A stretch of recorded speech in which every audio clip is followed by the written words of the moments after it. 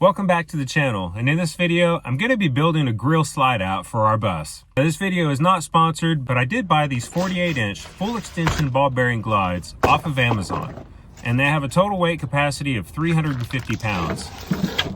So to mount these glides to the base of the floor in our storage area of our bus, I'm just going to use some 1-inch by 3-inch angle aluminum. And to attach those to the floor, I'll be using 1/4-inch by 1-inch stainless steel bolts with lock washers.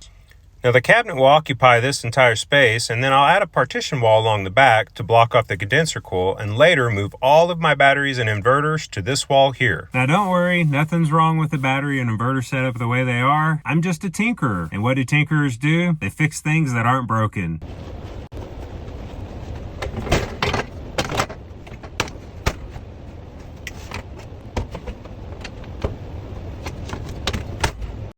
And here's just a quick picture of the bolts through the floor, and then you can see the glides sit directly on top of the heads.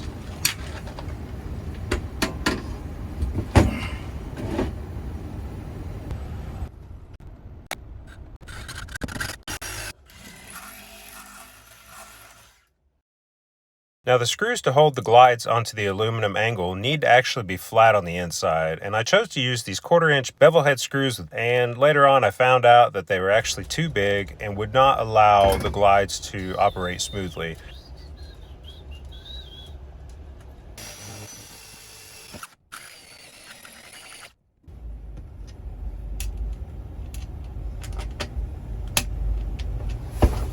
So as you can see right there, the screws aren't quite flush, and that allows that locking latch there to drag across the head of them. Now my plan was originally to go down to number 12s, but unfortunately the hardware store I was at was out of them. So I ended up using number 10 screws, and they worked perfectly. Now I was trying to keep this build simple, so for the base, I first started off with just a box enclosure using pocket hole screws and lots of wood glue. Now if I measured correctly, this should slide in and out of the drawer glide area nice and smooth with very little drag along the inside of the drawer glides. And then next I'll just use some 1/4-inch fir strips to raise this up off the floor so that it'll have a nice spacing along the bottom. Now to attach the box frame to the actual drawer glides, I just use these number 8 panhead lath screws.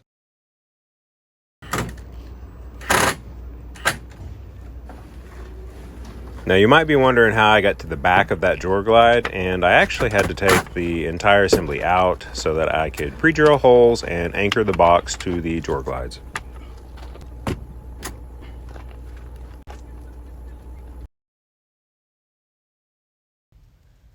So skipping ahead just a bit, you can see I've added the base to the cabinet build and a small partition wall. I'll be doing the same in this space, as you can see, and then I just add an end cap to keep things from falling out. That space there will be allocated to things like spices and supplies. In the future, we will be upgrading to a powered cooler, but for now the ice cooler that we have will be just fine. As I was building the grill stand and cabinet box for the front of the slide out, I realized this piece of pine BCX had a really pretty grain pattern on it. It was then that I decided to do a little bit of a design change and go from the solid black painted cabinetry that I had originally planned and add some natural elements to it.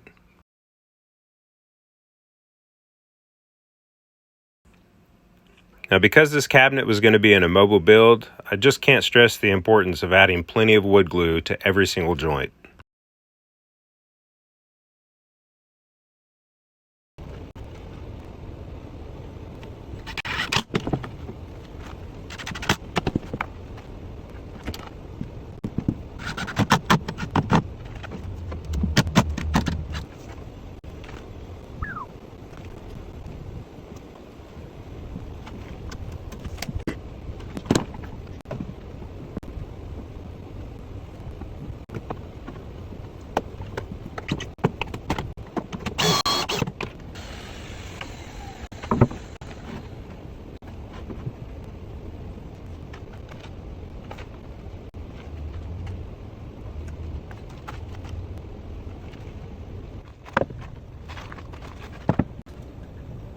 So the inside piece of plywood there does have a little bit of a bow in it, and to help fix this situation, I just cut a piece of millwork and press it inside to push the walls out just before I set each pocket hole screw.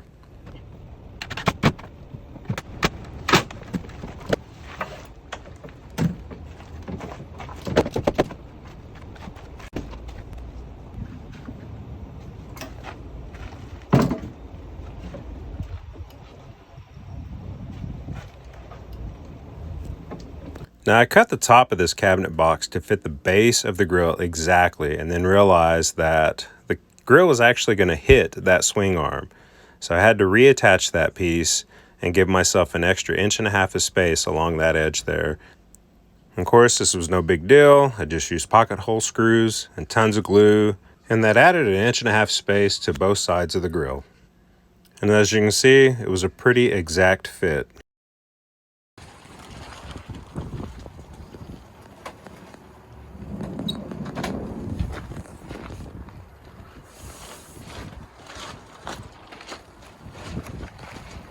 So with the structure of the cabinet build out of the way, it's time to move on to the drawer boxes.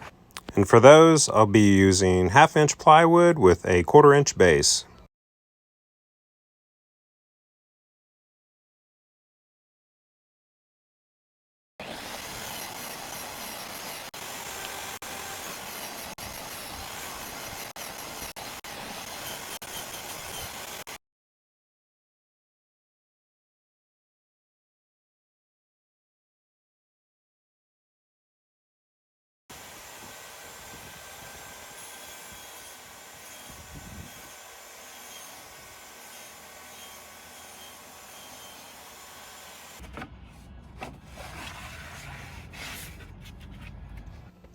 Now, I didn't get the footage of me building these drawer boxes, but there are plenty of tutorials out there to show you how to do it.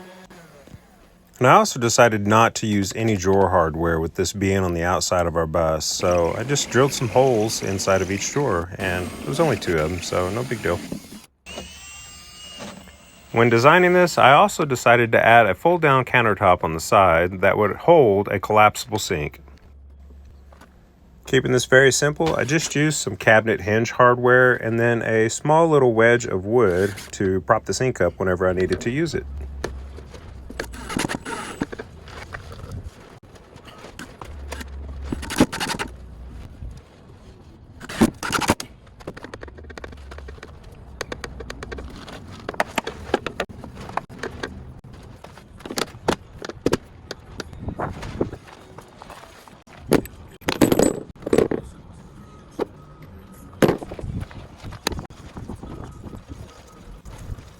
Because of the space of this cabinet and grill build, I couldn't really put in a standard RV faucet, so I decided to build my own little manifold and ball valve faucet and use this little slinky bendable faucet thingy.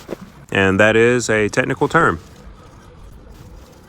No, really, all jokes aside, I did buy this off of Amazon, and I just thought it was kind of different or unique, and that's how this grill build was, kind of unique for our bus, so I thought it would fit the space perfectly.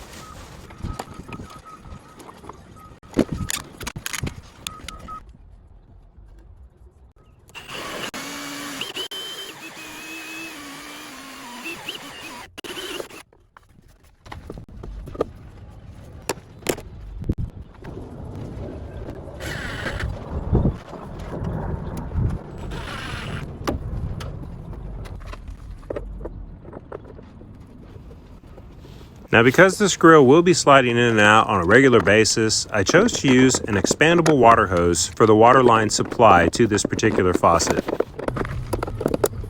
Later, I'll route that nice and tight along the top edge of the cabinet.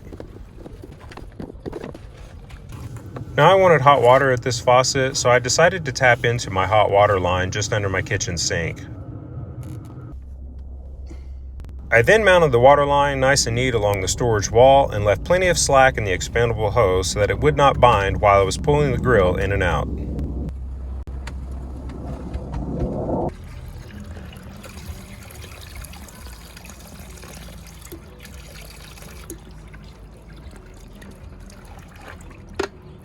Another benefit of having a shutoff valve specifically for this faucet is that it'll be much easier to winterize it when it comes time. I can simply turn the water supply off, open the faucet and let the water drain out, and then just turn everything off. To give the front of this grill a few finishing touches, I decided to add a magnetic utensil holder and a paper towel bar.